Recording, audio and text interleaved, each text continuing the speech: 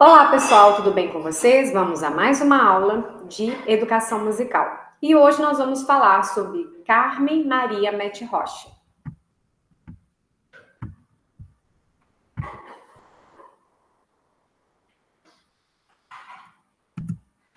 Então, dando sequência, eu já estou na unidade 4, embora ainda não apareça as aulas gravadas, né, para vocês, mas eu já estou adiantando. O trabalho que a Carmen faz, né, ainda faz, são uma das poucas educadoras ainda vivas, com relação principalmente à educação infantil. A Carmen, ela preza muito a questão visual. Então, por exemplo, objetos, fantoches, recursos do dia a dia, né, como utensílios domésticos, pratos, sinos. Eu participei de um curso online recentemente com ela e eu achei muito interessante porque ela falou que até hoje ela tem mania de colecionar coisas. Então, ela vai, por exemplo, numa viagem numa cidade do interior lá de São Paulo, interior de Minas, e ela vê às vezes um sino, às vezes alguma coisa que ela acha que vai dar um timbre diferente do que ela já tem, ela compra. Aí às vezes ela vê um brinquedo lá de loja que tem aqueles apitos, né? Aí ela vê um com um som mais agudo, outro com um som mais grave, ela também compra, mas não por causa do brinquedo, mas por causa do som do apito para fazer o trabalho da diferença, por exemplo, de grave e agudo, som médio. Sinos, ela falou que tem uma coleção grande de sinos, mas ela não comprou esses da fabricação que já vem afinação própria das notas. Ela tem também, mas às vezes sinos mesmo decorativos ela compra por causa dessa questão do timbre. E ela costuma espalhar esses objetos na mesa, por exemplo, vamos falar do sino, né? Ela coloca vários tamanhos e cores diferenciadas e ela deixa que os alunos explorem um pouco a sonoridade. Depois ela pede para que eles classifiquem, né?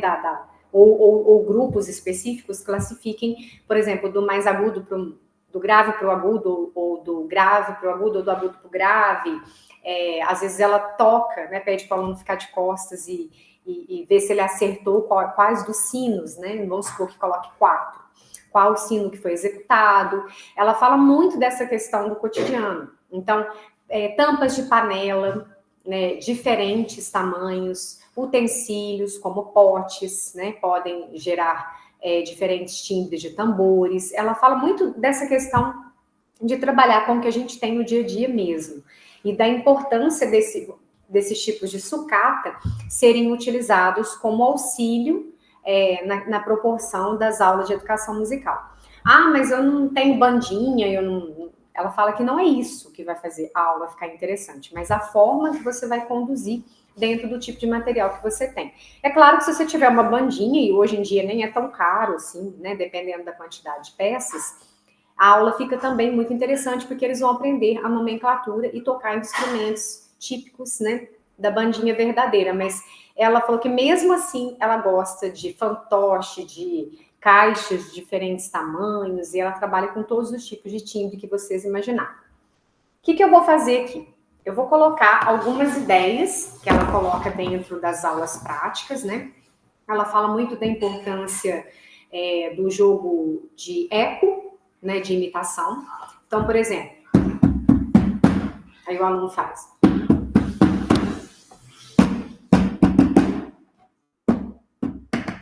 Então, essa questão da resposta, às vezes você pode bater numa mesa, na própria lata de lixo, usar a clava, né, que talvez seja a forma mais barata de se conseguir o som, né, de bandinha seria os cabos de vassoura, né, cortados, pode fazer o efeito da clava. Então, ela fala que é muito importante você fazer isso, mas já trabalhando noções diferentes, como altura, timbre, né, forte, fraco, bato, fraco. E agora, vou crescendo, por exemplo. Né? Aí você já está trabalhando essa questão também da intensidade.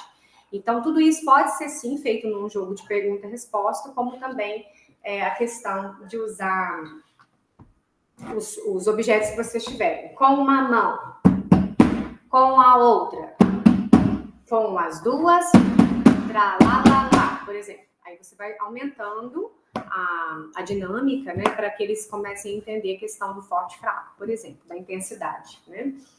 E ela coloca muitas coisas em forma de histórias. Então, por exemplo, se você está falando do palhaço, né, você vai ter alguma coisa que você vai remeter à temática de circo ou de palhaço, então você conta a história, que no caso ela usa muito o fantoche, tá? Mas eu vou fazer uma adaptação aqui. Se chama O Palhaço e a Bailarina Solidão. Era uma vez um palhaço que vivia num circo, mas teve alguns problemas lá e a família dele foi embora. E o palhaço tinha se escondido debaixo da mesa. E eles não levaram ele. Ele ficou lá escondido. Até que um dia, uma bailarina que por ali passava resolveu entrar nesse local, porque ela adora circo. E ao entrar, ela viu o palhaço.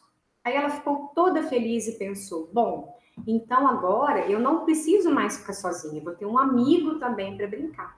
Só que, porém, o palhaço não deu confiança. E ela tocou e nada.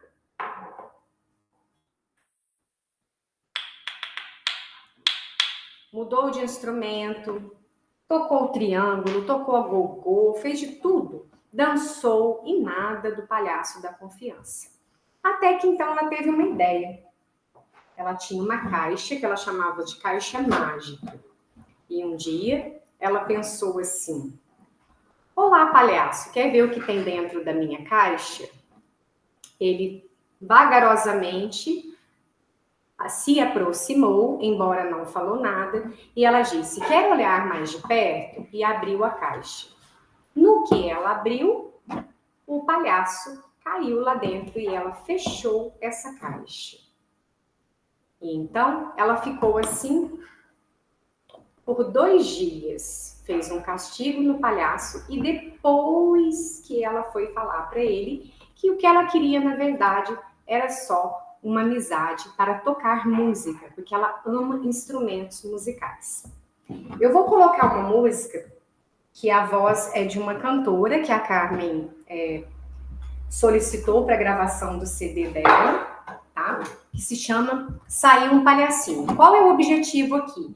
É o trabalho corporal. Então ela fala: saiu um palhacinho na rua a tocar, pegou sua viola, começou logo a tocar. Dam, dam, dam, dam, dam, dam, dam, dam, dam, dam, dam. Ela vai mudando os instrumentos. Depois achou uma flauta, depois começou logo a tocar. E aí vocês vão adaptando de acordo com os instrumentos que vocês tiverem. Pode ser um xilofone, pode ser um carrilhão, um agogô, um chocalho comum, né? E aí você vai trocando e, de preferência, até esconder esses instrumentos debaixo, jogar um TNT, por exemplo, na mesa e deixar que eles não visualizem qual é o instrumento. Depois eles têm que acertar o nome pelo timbre também, tá? Então, vocês podem fazer algumas adaptações.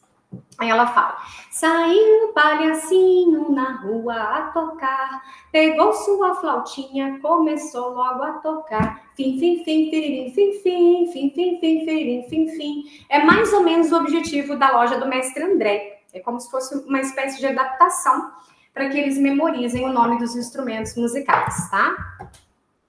E essa aqui, ela trabalha muito a questão gestual. Por exemplo, palhacinho faz assim, faz assim, faz assim. Palhacinho faz assim, faz assim, faz assim. Tra la la la la la, tra la la la la la la. Aí pode ser, por exemplo, assim, uma careta, assim, assim. Então, nessa parte do faz assim, eles vão ter uma liberdade. Você pode, de repente, chamar um de cada vez, né, para fazer, ou falar o nome, né? Cada um faria alguma coisa e os demais imitam. Palhacinho faz assim, faz assim, faz assim. Palhacinho faz assim, faz assim, faz assim. Tra la la la la la, tra la la la la la la, tra la la la la la la, tra la la la la la la. Vocês podem bater no próprio corpo,